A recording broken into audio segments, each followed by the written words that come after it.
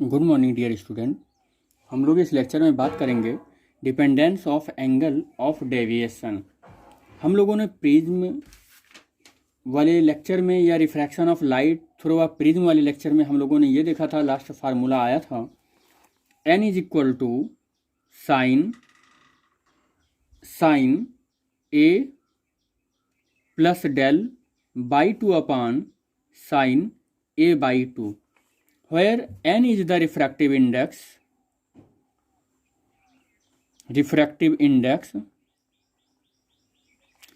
and a is a prism angle and del is the minimum deviation।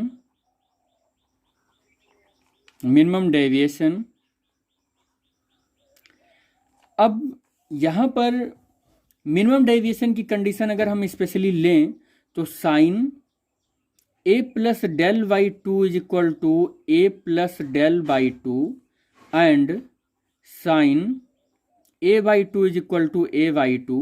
और ये दोनों value अगर इस वाले फार्मूले में रखकर हम प्लेस करके देखें तो A plus del by two upon A by two से टू कैंसिल हो जाएगा, ए का क्रॉस मल्टीप्लाई होगा तो A n is equal to A plus del हो जाएगा और डेल इज इक्वल टू यहाँ से क्या हो जाएगा, ए एन माइनस ए हो जाएगा और del is equal to A common हो जाएगा, एन माइनस वन आ जाएगा।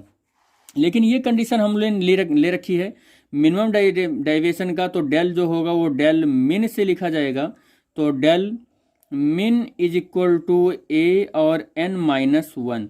This is the minimum deviation of light through the prism, del min is equal to a n minus one. यहाँ से क्या fact निकल कर आएगा कि dependence of angle of deviation, जो एंगल ऑफ डेविएशन है वो फर्स्ट फैक्ट क्या निकल कर आएगा कि वो एंगल ऑफ इंसिडेंट आई पर डिपेंड करता है। एंगल ऑफ इंसिडेंट आई पर डिपेंड करता है। अगर मैं इस वाले फार्मूले में देखूं ध्यान से तो यहाँ से ये भी बनकर मिलकर आएगा कि डेल जो होता है वो 2i माइनस ए का फार्मूला होता है, तो यहाँ से ये भी निकल कर आएगा, तो आई पर डिपेंड करता है। दूसरा फैक्ट जो होगा वो एंगल ऑफ डेविएशन जो है वो एंगल ऑफ प्रिज्म पर भी डिपेंड करता है, एंगल ऑफ प्रिज्म पर भी डिपेंड करता है, एंगल ऑफ प्रिज्म पर भी डिपेंड करता है जो कैपिटल ए से रिप्रेजेंट होता है। तीसरा जो फैक्ट निकल कर आएगा वो है कि material of prism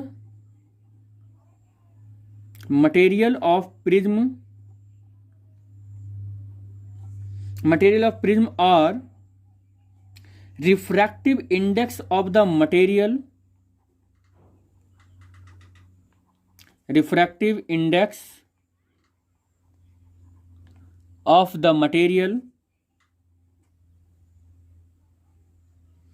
material of prism, चाहे हम रिफ्रैक्टिव इंडेक्स एन लिखें और चाहे मटेरियल ऑफ प्रिज्म कह दें, इस पर भी डिपेंड करता है जो है मिनिमम डेविएशन।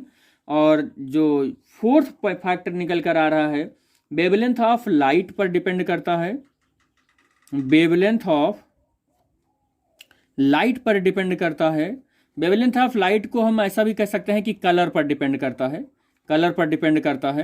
तो कलर पर कैसे डिपेंड करता है, तो we know that the Cauchy relationship n is equal to A plus B by lambda square. तो रिफ्रैक्टिव इंडेक्स जो है वो प्रोपोर्शनल होता है 1 अपान लैम्डा स्क्वायर के। तो यहाँ से ये निकल कर आएगा कि लैम्डा यानी कि वेवलेंथ का मतलब कलर, किसी भी लाइट का कलर अगर यहाँ पर डिक्रीज होता है और वो इनवर्स स्क्वायर लॉ को फॉलो कर रहा है, इस तरीके से अगर ये डिक्रीज होता है तो हमारा रिफ्रैक्टिव इंडेक्स इस तरीके से इंक्रीज होगा, यानी कि लैम्डा के बढ़ने से n हमारा घटता है, n के बढ़ने से लैम्डा हमारा घटता है। यहाँ से ये समझ में आएगा सीधा। और अगर मेरा एंगल ऑफ इंसिडेंट की बात करें तो सीधा इस फार्मूले से आपको दिख रहा होगा कि अगर मेरा एंगल ऑफ डेविएशन बढ़ेगा तो आई हमारा बढ़ेगा। तो एंगल ऑफ डेविएशन आई का डिपेंडेंसी जो मिनिमम डेविएशन पर है वो डेल के बढ़ने से आई बढ़ेगा, आई के घटने से डेल घटेगा, आई के घटने से मेरा डेल घटेगा। एंगल ऑफ प्रिज्म की अगर हम बात करें तो एंगल ऑफ प्रिज्म अगर हम देख रहे हैं तो एंगल ऑफ प्रिज्म ए है और ये डेल है, तो इस पर सीधा रिलेशनशिप है। यहाँ पर तो कि डेल के किसी भी असर से हमारा ए और आई इफेक्टिव होगा, और लेकिन ये इन्वर्सली का इफेक्ट होगा। और इस तरीके से आपका जो dependency of angle of deviation है वो सॉल्व होगा। अगर हम यहीं पर और बात करें कि किस लाइट का रिफ्रैक्टिव इंडेक्स सबसे ज़्यादा होगा और किसका रिफ्रैक्टिव इंडेक्स सबसे कम होगा, तो सिंपल सी बात है कि हम विव, एक फार्मूला जानते हैं विव गेओर, तो रिफ्रैक्टिव इंडेक्स सबसे ज़्यादा इसका होता है, सबसे कम इसका होता है। तो सिंपल सी बात है, रिफ्रैक्टिव इंडेक्स का ये इंक्रीजिंग ऑर्डर है, ये रिफ्रैक्टिव इंडेक्स का इंक्रीजिंग ऑर्डर है। तो जस्ट इसका उल्टा जो लैम्डा होगा वो उसका इंक्रीजिंग ऑर्डर रहेगा, यानी कि रेड का वेवलेंथ सबसे ज़्यादा होगा और वायलेट का वेवलेंथ कम होगा, क्योंकि रेड वाले का रिफ्रैक्टिव इंडेक्स सबसे कम है और वायलेट वाले का रिफ्रैक्टिव इंडेक्स सबसे ज़्यादा है। तो इस तरीके से याद रखिएगा कि जो लैम्डा वायलेट होगा उसका रिफ्रैक्टिव इंडेक्स सबसे कम होगा, डॉट डॉट सारे कलर बीच में होंगे, और लैम्डा रेड जो होगा उसका रिफ्रैक्टिव इंडेक्स सबसे ज़्यादा होगा। यही रीज़न है कि सनलाइट जो सन है वो सुबह मॉर्निंग में और इवनिंग में रेड दिखाई देता है, रेडिश अपीयर होता है, लाल दिखाई पड़ता है। तो रीज़न यही है कि उसका रिफ्रैक्टिव इंडेक्स रेड का कम होने की वजह से उसका वेवलेंथ बहुत ज़्यादा होता है और ज़्यादा देर तक इस तरीके से वो ट्रैवल कर सकती है हमारे एटमॉस्फेयर में, और वो ज़्यादा देर तक आंखों पर इमेज बनाए रख सकती है। और ये लाल दिखाई पड़ने का यही रीज़न है कि हमारा जो रिफ्रैक्टिव इंडेक्स है रेड का वो कम है और वेवलेंथ बहुत ज़्यादा है। तो इस तरीके से dependency of angle of a deviation हुआ। आई होप ये लेक्चर पसंद आया होगा आपको और समझ में भी आया होगा। थैंक यू बेटा।